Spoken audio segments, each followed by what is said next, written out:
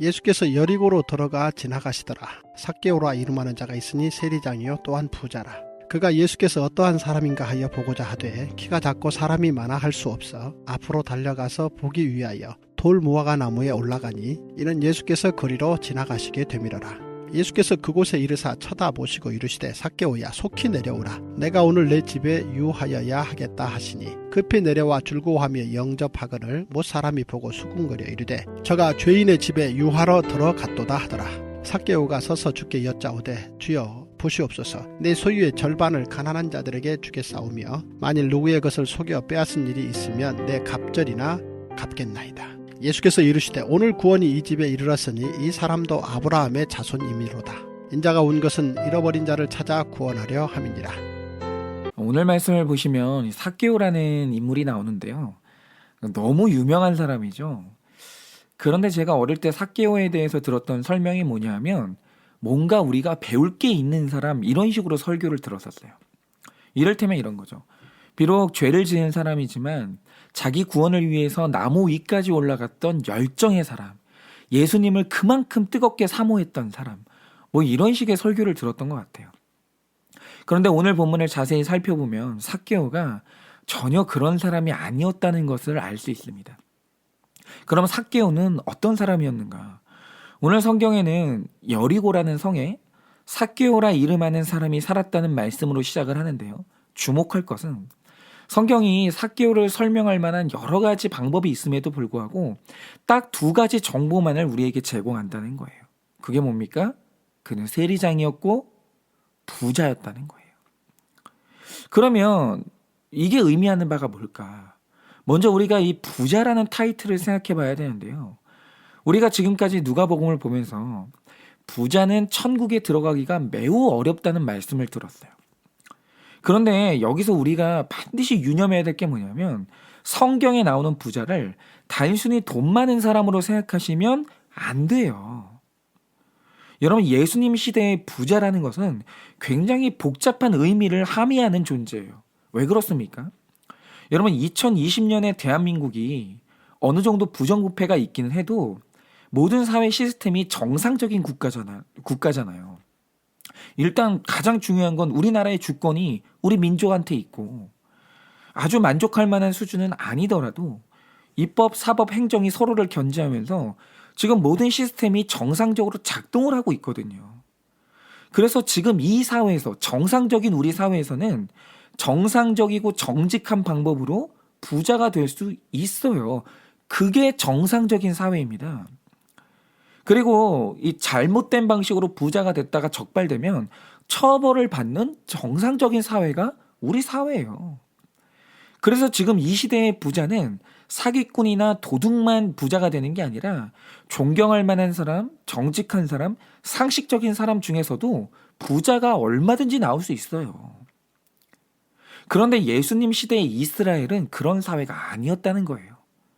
일단 그 나라의 주권을 완전히 로마에게 뺏긴 시대였고 내가 번 소득을 로마에게 다 뺏기는 시대였기 때문에 당시 이스라엘 사회는 모두가 극심하다 할 정도로 가난했어요. 그러니까 지금 이 시대는 모든 게 정상이 아닌 시대예요. 그래서 이 시대, 정상적이지 않은 시대의 정상적인 모습이 뭐였냐면 이 땅의 죄인인 이스라엘 백성들은 가난했고 이 땅의 이방인인 로마인들은 부유했던 게 이 시대의 모습이었어요. 그런데 이런 비정상적인 시대에 이스라엘 사람이 유대인이 부자였다. 이건 틀림없이 둘 중 하나예요. 나라를 팔아먹은 매국노거나 사기꾼이었거나 둘 중 하나였던 거예요. 여러분, 이게 바로 이 시대의 부자의 의미예요. 그래서 부자가 천국 가기 어렵다는 말씀이 뭐냐면 돈이 많아서 어렵다는 말이 아니라 당시 부자가 된다는 건 양심에 화인 맞지 않고는 될 수가 없는 게 부자였기 때문에 그래서 부자들은 천국 가기 어렵다는 말씀을 하신 거예요. 그런데 삭개오는 이 셀이라는 직업을 가졌는데 부자였어요. 그럼 이 말 뜻이 뭐냐면 그는 매국노이기도 했고 사기쳐서 도둑질도 했다, 그 뜻이에요. 그런데 여기서 더 악질적인 건 그는 세리, 즉 직원이 아니라 세리장이에요. 이 말 뜻이 뭐냐면 그가 이미 짜여진 구조적인 악 속에서 불가피하게 죄를 지은 게 아니라 그가 그 악한 구조를 만든 장본인이라는 거예요. 삭개오가. 그러니까 이 당시 사람들이 삭개오를 지옥행 1순위로 생각하고 장차 그가 지옥에 불을 피우는 땔감이 될 거라고 누구나 생각을 했겠죠. 여러분, 이 삭개오는 만약에 이때 예수님 만나지 못했으면 그는 100% 지옥 갑니다. 성경이 그걸 인정하거든요. 그는 부자였고 세리장이었다는 거예요. 그는 엄청난 죄인이었습니다. 그런데 문제는 뭐냐면 삭개오가 자기에게 있는 이 죄의 문제를 인식했다는 거예요. 그리고 그도 이 자기 문제를 해결해 보려는 마음의 소원이 있었다는 게 참 의미심장한 거죠. 저는 이 지점을 주목해 봐야 된다고 생각하는데요. 지금 우리 사회에 우울증 환자가 절반 가까이 되고 극단적인 선택의 벼랑 끝에 있는 사람이 한둘이 아니에요. 그리고 이런 사회에서 비정상적으로 살아가는 사람들이 한둘이겠습니까? 그렇지 않죠. 그런데 이들이 자기에게 문제가 있다는 사실을 모르냐? 알죠. 그리고 그 문제를 해결하고 싶은 마음이 없냐라고 하면 누구나 다 문제를 해결하고 싶은 마음은 있어요. 그런데 해결이 안 돼요. 여러분, 그 문제의 원인은 그럼 왜냐 이거죠. 우리는 해결하고 싶으나 해결하지 못하는 그 사람의 딜레마의 원인을 이 삭개오의 모습에서 찾을 수 있는 건데요. 자, 오늘 삭개오도 자기 죄에 대한 죄책감이 있었고 그래서 예수님을 만나 해결함을 받고 싶었어요. 그런데 예수님께 다가가는 그의 방식이 뭐였습니까? 여러분 잘 보세요. 3절을 보면 그가 예수님을 만나고자 했는데 키도 작고 사람이 많았어요. 그러면 우리가 여기서 띵크를 해봐야 되는 게, 자, 내가 키가 작고 내 앞에는 키 큰 사람들이 가로막고 있단 말이죠. 그럼 이 상황에서 예수님을 볼 방법이 없습니까? 있습니다. 그게 뭡니까? 간단하죠. 키 작은 내가 무리의 맨 앞으로 가면 되는 거예요. 아니, 키 큰 사람들이야 멀리서도 예수님을 볼 수 있기 때문에 맨 앞으로 가야 한다는 필요가 절박하지 않을 수 있어요. 그러나 삭개오는 맨 앞으로 가지 않으면 예수님을 볼 수가 없는 키 작은 사람이에요. 그러니까 얼마든지 키 작은 고난이 예수님께 가장 가까이 가고자 하는 열망을 일으킬 수 있었어요. 고난은 축복이 될 수 있었어요. 그런데 그는 멀리서 예수님을 볼 수 없게 되자 앞으로 가지 않았어요. 왜입니까? 예수님을 보고 싶었던 건 분명해요. 그런데 적당한 거리도 유지하고 싶었거든요. 그 확실한 증거가 뭐냐? 자, 땅에서 예수님을 보는 게 좌절되자 그가 다음으로 택한 방법이 뭡니까? 돌 무화과 나무에 올라가는 거였는데 많은 사람들이 여기서 오해하는 게 이 올라감이 기어이 예수님을 만나고자 했던 삭개오의 열정으로 해석하는 거예요. 그런데 그게 아니라는 거죠. 여러분, 삭개오가 많은 나무들을 놔두고 굳이 돌 무화과 나무로 올라간 이유가 뭐겠습니까? 여러분, 오늘이라도 돌 무화과 나무의 사진을 찾아보시면 아실 텐데 이 돌 무화과 나무는요, 가지가 낮고 잎이 많고 거기다 잎이 넓어요. 그래서 내 모습을 숨긴 채 예수님을 구경하기 가장 좋은 나무가 뭐냐? 그게 바로 돌 무화과 나무예요. 여러분, 이걸 적용하자면 여러분, 은혜를 받고 싶어서 교회를 나오시는 분들이 있습니다. 마음의 위로도 받고 싶고 기도해야 될 것도 있고 마음의 소원도 있어서 교회를 나오는데 맨 앞자리가 부담스러운 분들이 있어요. 그래서 교회는 왔지만 맨 뒷자리 혹은 설교자와 적당한 거리를 확보하려고 자리 전쟁을 하는 분들이 많다는 사실을 아십니까? 그리고 교회까지 오긴 왔는데 목장에서 자기가 노출되는 게 너무 부담스러운 거예요. 그래서 수많은 군중이라는 나뭇잎 속에 숨어서 자기를 노출하지 않은 채 예배를 구경하는 분들이 상당히 많다는 거 아십니까? 여러분, 이런 분들이 다 삭개오예요. 그런데 성경 곳곳을 보면 이런 방식으로도 이 자기의 죄의 문제, 자기 구원의 문제를 해결할 수 있다고 믿는 사람이 상당히 많다는 거예요. 여러분, 인류 역사상 이런 방식을 처음으로 시도했던 사람이 누굽니까? 바로 아담과 하와예요. 여러분, 아담과 하와가 죄를 짓자 이들은 자기가 뭔가 잘못했다는 걸 깨달았어요. 뭔가 내 안에 부끄러운 문제가 있다는 걸 알았습니다. 그리고 이 문제를 해결하고 싶어 했어요. 그런데 그들이 그 시도를 했던 첫 방식이 뭡니까? 나뭇잎 뒤에 숨어서 나를 은폐하고도 얼마든지 하나님의 은혜를 받을 수 있다고 생각했어요. 내 문제를 해결할 수 있다고 생각했던 거죠. 여러분, 베드로는 어떻습니까?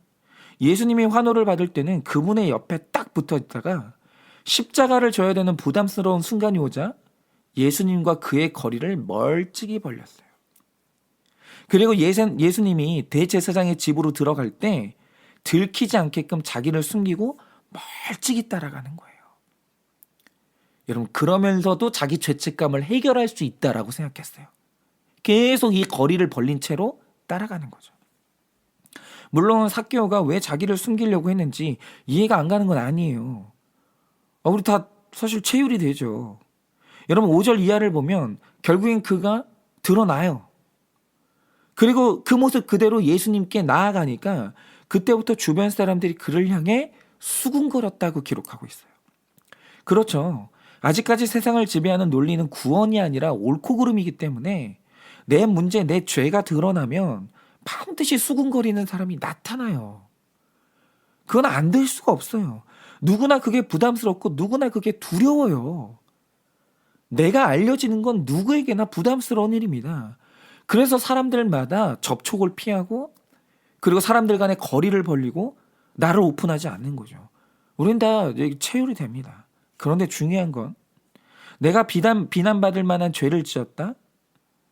내 문제가 사람들이 수군거릴 만한 문제가 맞다. 여러분, 이 모든 것들을 인정하고 하나님과 공동체의 도움을 구하는 게 겸손이에요. 여러분, 그렇죠.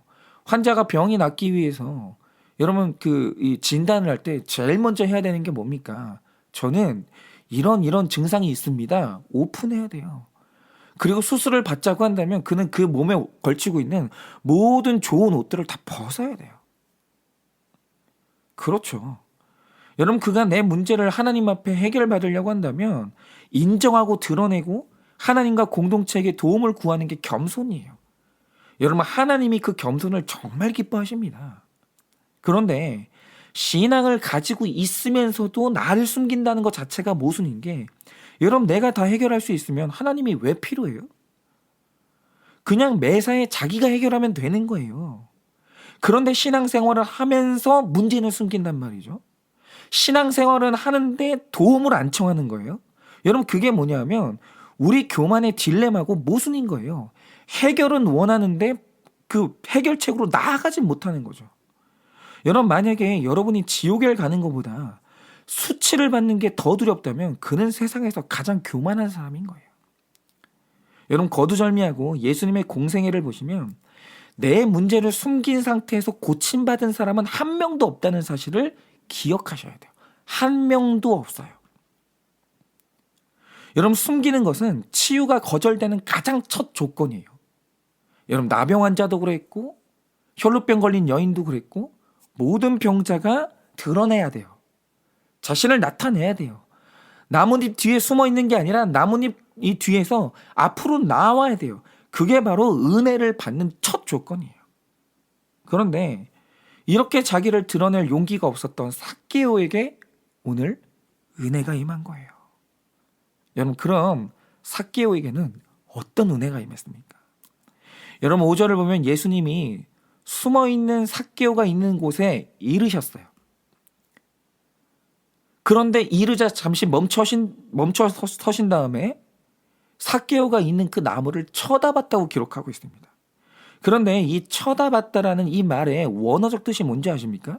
그가 눈빛으로 그 나뭇잎 사이를 샅샅이 뒤졌다는 거예요. 즉, 삭개오가 자기를 드러낸 게 아니고요. 숨어있는 삭개오를 찾으려고 예수님이 자신의 눈으로 나뭇잎 사이를 샅샅이 뒤졌다라는 거예요. 그리고 일어나는 일이 뭡니까?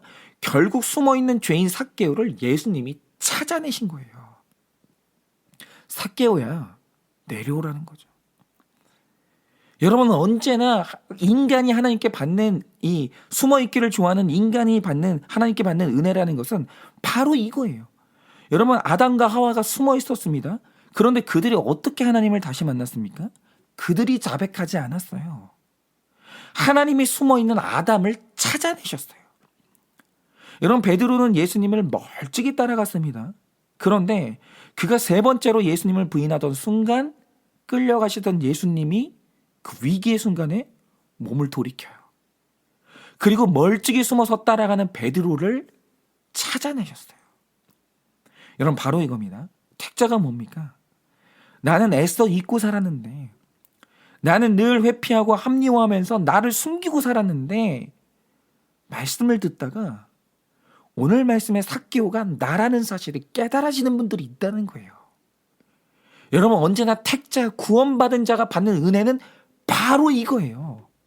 오늘 삭개오가 나라는 게 깨달아지는 거예요.